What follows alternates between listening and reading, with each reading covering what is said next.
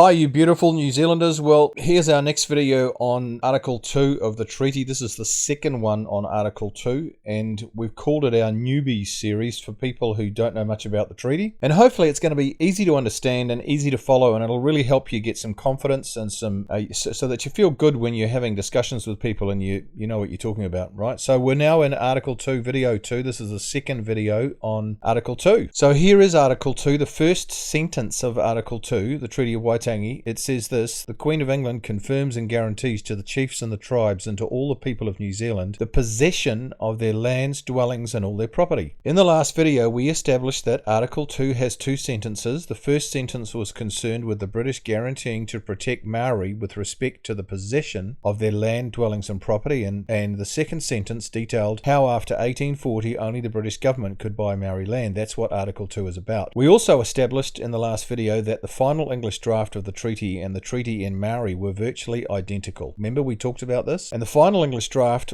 is also known as the Littlewood Draft. So these two are almost identical, and I identified the only two differences between the two last time. So watch that video if you want to know what those two differences are. The problem is, in the Treaty of Waitangi Act 1975, the English version of the treaty being used is what we call the Rogue James Freeman version. So there it is there, and you have the treaty in Maori, and these two are very, very different. The Rogue James Freeman version was deliberately chosen by activists for that 1975 act. Why? Because then Maori radicals could say, quote, the translators in 1840 did a very bad job. We'll have to translate the Maori version back into English for you so we can tell you what it says and means, you see? Now you can see where that's going, right? Thus the floodgates of corruption open, because they didn't want the actual English draft, final English draft of the treaty. It was too clear, too good, too easy to understand, so they had to fudge it. To be fair, the Littlewood Draft wasn't found till 1989, and it wasn't available in 1975 to put in the Act. But the activists knew what they were doing, because between 1989 and 2024, that's 35 years, that James Freeman version should have been swapped out for the Littlewood Draft in 1989, but it hasn't been. Why? Because the activists love the Rogue James Freeman version. It suits their purposes perfectly, and you know what? The whole thing's a scam. What most Kiwis don't realise is that this is a well-planned, well-orchestrated coup by stealth going on in New Zealand, and it started 50 years ago and has been slowly building ever since then. It really took off in the 6 years of Jacinda Ardern's government, because she could she just opened the coffers, cracked them open, and she was all go. In the last video we also established that in 1840 the British considered New Zealand to be an independent sovereign nation ruled by Maori. In his brief to Hobson dated the 14th of August 1839, Lord Normanby stated, quote, the Maori sovereignty to New Zealand is indisputable, the word he used, and has been solemnly recognised by the British government. There you go, it doesn't any clearer than that. Later in the same brief he writes, I have already stated that we acknowledge New Zealand as a sovereign and independent state so far as at least it is possible to make that acknowledgement in favour of a people composed of numerous dispersed and petty tribes, that's what they called Maori back then, petty tribes, who possess few political relations to each other and are incompetent to act or even deliberate in concert. So there was no government here, no coordinated government among Maori in 1840, and that's the report of Lord Normanby on the state of New Zealand. But he still says it's a sovereign, independent state nation ruled by Maori. So I have put Lord Normanby's full brief in the description of this video so you can read it yourself. Having said this, at least 1/3 of New Zealand had already been sold to settlers or developers by the chiefs before 1840. So Maori had been busy selling land before the Treaty of Waitangi, and at least 1/3 of it had already been sold. The source of this information is the H.H. Turton documents, which I've included also in the description of this video as well. So in this sense, the chiefs did not own all of New Zealand in 1840. Some of it they'd already sold. They only owned what they did not sell, what they had not sold. So how shall we summarize? We could say that apart from these pre-1840 land sales, the British considered that at the 6th of February 1840 all the land of New Zealand was owned by Maori. Now think about it. Maori were not sovereign in 1840. Why did the British see the need for a treaty asking Maori to relinquish sovereignty? Doesn't make sense. Maori were not sovereign in 1840, then there was no sovereignty to cede. Makes sense. Maori were not sovereign in 1840, then what was the point of a treaty which asked Maori to cede sovereignty? I mean, none of it makes sense unless you have to acknowledge that Maori had sovereignty over New Zealand in 1840. Well, as we know, Maori went on to sell 92% of New Zealand in the decades that followed 1840. So that is a pretty significant amount of their land that they sold outright.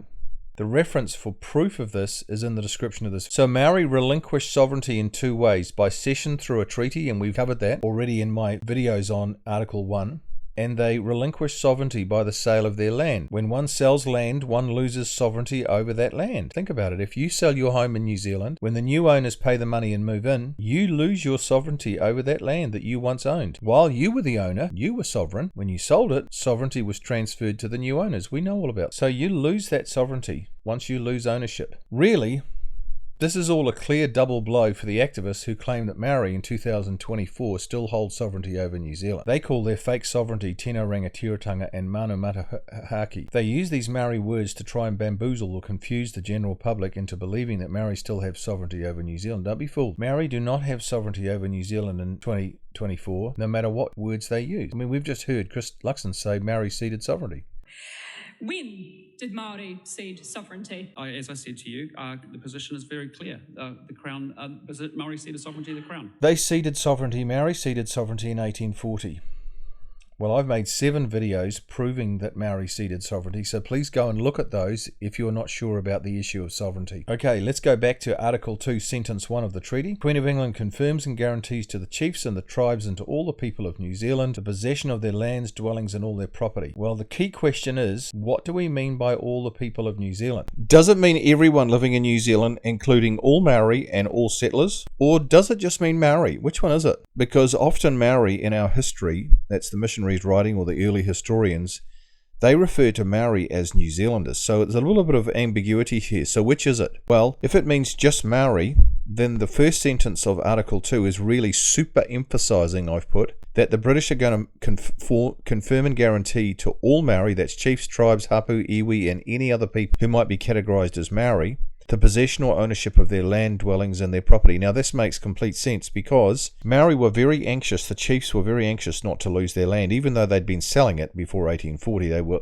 very anxious not to lose any more of it. And so this kind of makes sense that the authorities, Hobson and co, were really wanting to assure Maori that their land was going to be safe. So I have no problem with this. If, quote, all the people of New Zealand, unquote, really means everyone in New Zealand, Maori and non-Maori, then the British were guaranteeing everyone living on the islands of New Zealand the possession of their land, dwellings and property. Some might say, well, if by New Zealanders Hobson meant Maori only, then non-Maori New Zealanders don't have the government's protection of the ownership of their land, dwellings and property. Well, you know what? This is nonsense. I'll tell you why. Implicit in the British law and government is the reality that the government would protect the ownership of the land, dwellings and property of its citizens. See how it works? Since most settlers in New Zealand in 1840 were British citizens, they automatically had the British government's guarantee to protect the ownership of their land, dwellings and property because they were Brits. That is to say, they didn't need the Treaty of Waitangi for this assurance. You get it? They already had it by right of being British citizens. Alright, that's enough for this session. I think what I want you to get from this is when Article 2 makes reference to New Zealanders, it means Maori as being the New Zealanders. And all they were doing was guaranteeing Maori possession or the ownership of their land, dwellings and property. That was it. So all the British were promising Maori, nothing else. Okay. Don't forget to keep getting the cards out, please. You're doing a great job on that. Thanks for those who are supporting financially. It's really helping. And we're going to go right through this series and we're going to really smash it out of the park. It's going to be great. All right. Thank you so much for your love and support. Really appreciate all of you who have joined our channel, who have subscribed, who are commenting and who are liking. It all helps heaps. So please keep on doing that. All right. See you next time.